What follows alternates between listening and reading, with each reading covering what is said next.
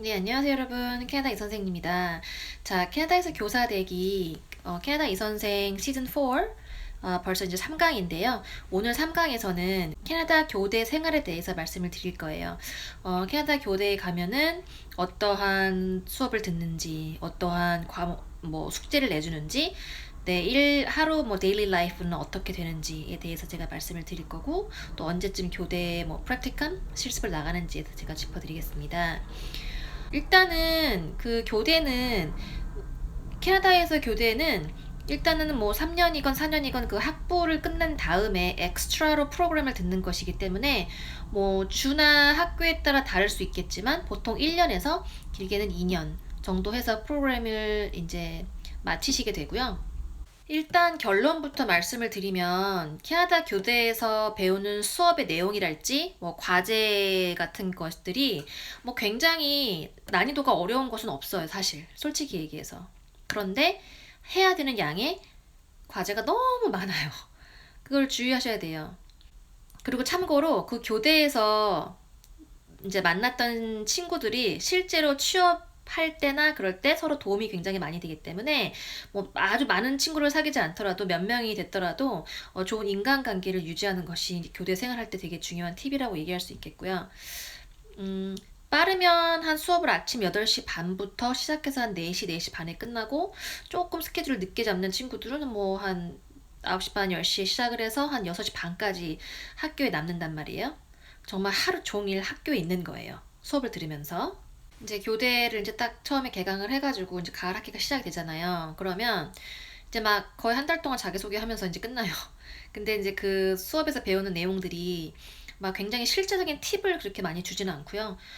교육 철학이라든지 역사 이런 것에 대해서 굉장히 토론 수업 위주로 이렇게 많이 수업을 하고 그 다음에 매일매일 거의 모든 수업에서 리딩 숙제가 나가요.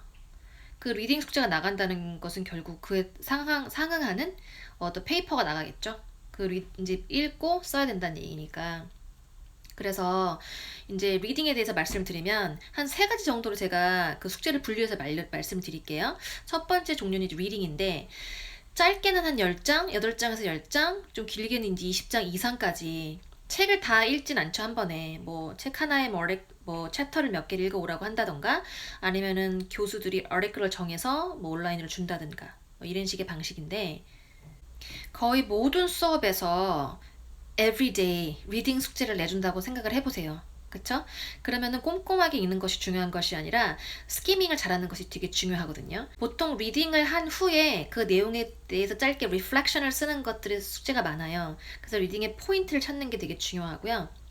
두 번째 이제 페이퍼가 있는데 짧게는 한 2장 에서 길게는 한 5장 이상 정도 더블 스페이스를 하라고 하는 교수들도 있고 아닌 교수들도 있는데 그 정도의 이제 페이퍼들을 학기 중간에도 시키는 사람이 있지만 보통 학기 말에 그렇게 마무리를 하고 마지막으로는 조별 과제가 있는데 보통 적게는 한 2명 파트너로 하고 많게는 한 5명 정도까지 이제 조별 프레젠테이션 형식으로 이제 발표를 하게 됩니다. 참고로 대부분의 교대들은 이제 그 그레이드를 받을 때 pass or fail 해서 내가 패스하느냐 아니면은 drop을 하느냐 그거에 달려 있지 그거를 이제 점수화 시켜서 그레이딩을 잘 주지는 않아요. 근데 혹 그런 교대가 있다고 할지라도 취업을 할 때 거의 그런 것들을 물어보거나 되게 중요한 부분이 아니기 때문에 그런 것들은 신경 쓰지 않으셔도 될 것 같고요. 이제 실제적인 배움은 이제 프랙티컴이라고 하는 이제 교생 실습에서 배우게 되는데 이것도 주마다 학교마다 다르겠지만 짧게는 이제 두 가지로 이제 해서 단기 프랙티컴이 있고 장기 프랙티컴이 있는데 단기 프랙티컴 같은 경우는 짧게는 2주 정도가 되고 이제 장기 프랙티컴 같은 경우는 짧아도 10주 그 이상 하는 학교도 있어요. 그래서 실습을 하시게 되고 그래서 그 단기의 경우에는 처음 가을 학기 말 정도 그리고 장기 프랙티컴 같은 경우에는 봄 학기 중간 정도에 시작을 하게 됩니다. 그래서 이제 실습을 다 하고 학교에 다시 돌아오면 마지막으로 이제 summer 그 term이 시작되겠죠. 하겠죠.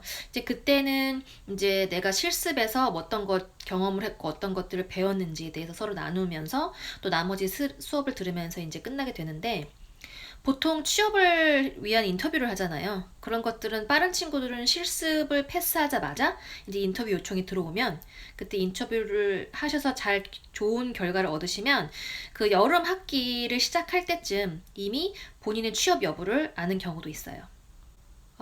그래서 결론은 캐나다 교대에서 듣는 수업이나 과제는 그닥 어렵지 않으나 그 양이 매우 어마어마하므로 교대를 가기 전에 좀 체력 증진을 하시는 게 굉장히 중요할 것 같고요. 그 다음에 이제 그 숙제 같은 경우에는 세 가지 정도로 제가 나눴었죠. 첫 번째는 리딩 숙제, 거의 모든 코스에서 매일매일 나온다고 했고, 그 다음에 그거에 따른 페이퍼, 그 다음에 세 번째는 조별 과제가 많이 나온다 정도로 요약을 하고요. 아카데믹한 거에서 때만 너무 집중을 하지 마시고 거기서 사귈 수 있는 그 뭐 아주 많지 않고 뭐 몇 명이 될지라도 그 같이 교대에 다녔었던 그 친구들과의 인간관계를 그 공부만큼이나 좀 중요시 여겨라 하는 것을 제가 마지막 팁으로 드릴 수 있겠는데요.